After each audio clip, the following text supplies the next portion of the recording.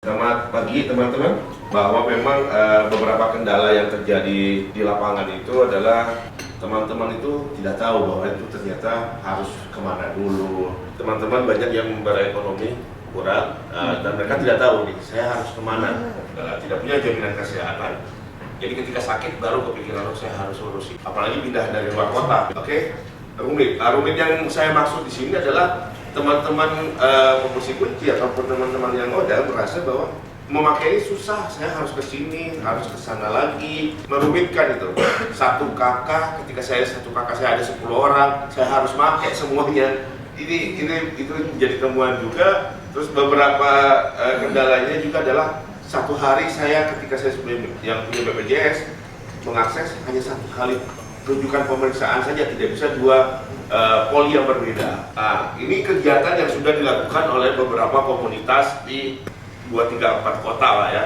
Kayak teman-teman Lombok sudah melakukan ini. Pendekatan pada stakeholder ini yang sebenarnya penting gitu. Kadang-kadang kedekatan kita dengan dinas secara personal itu bisa membantu memperlancar akses sebenarnya. Secara advokasi ya, membuat surat rekomendasi klien dampingan yang berhak menerima BPJS. Ini dalam kategori PBI yang tidak mampu. Teman-teman di beberapa daerah sudah melakukan ini. Teman-teman sudah mulai merekomendasikan, tidak lagi hanya mengantar sampai testing, tapi juga mulai ditanyakan gitu bahwa teman-teman punya BPJS tidak? Oh belum. Kendalanya apa? Saya tidak bisa membayar. Diarahkanlah ke dinas kesehatan, kemudian keputusan akhirnya ada di dinas sosial untuk verifikasi.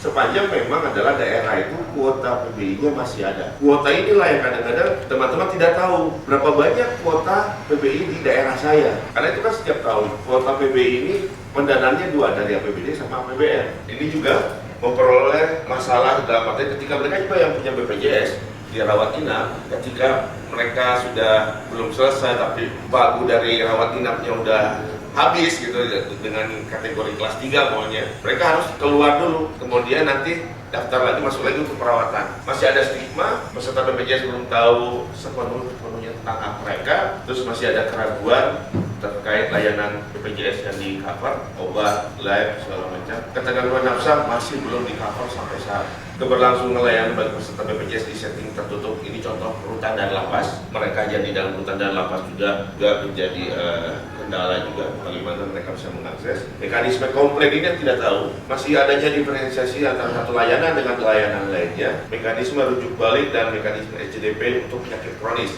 Kadang-kadang yang menjadi kendala. Sebenarnya teman-teman yang sudah positif dan setiap bulan mengambil obat hanya memerlukan satu kali pengurusan layanan untuk surat rujukan, tidak perlu setiap bulan sebenarnya. Cuma masih ada terjadi tiap bulan mereka harus mengambil surat rujukan. Sebenarnya ini itu yang rujukan ini yang jadi kendala gitu. Ada teman-teman yang tidak mengetahui, jadi akhirnya setiap bulan harus balik ke puskesmas, ambil surat rujukan, kemudian ke rumah sakit. Ada juga teman-teman yang sudah mendapatkannya seumur hidup. Seumur hidup ini yang istilahnya mereka tidak lagi harus ke puskesmas, mereka sudah tinggal langsung ke layanan ke rumah sakit tempat mereka mengambil obat. Yang berikutnya waktu antrinya lama, baik untuk pembuatan ataupun yang sudah punya BPJS di rumah sakit.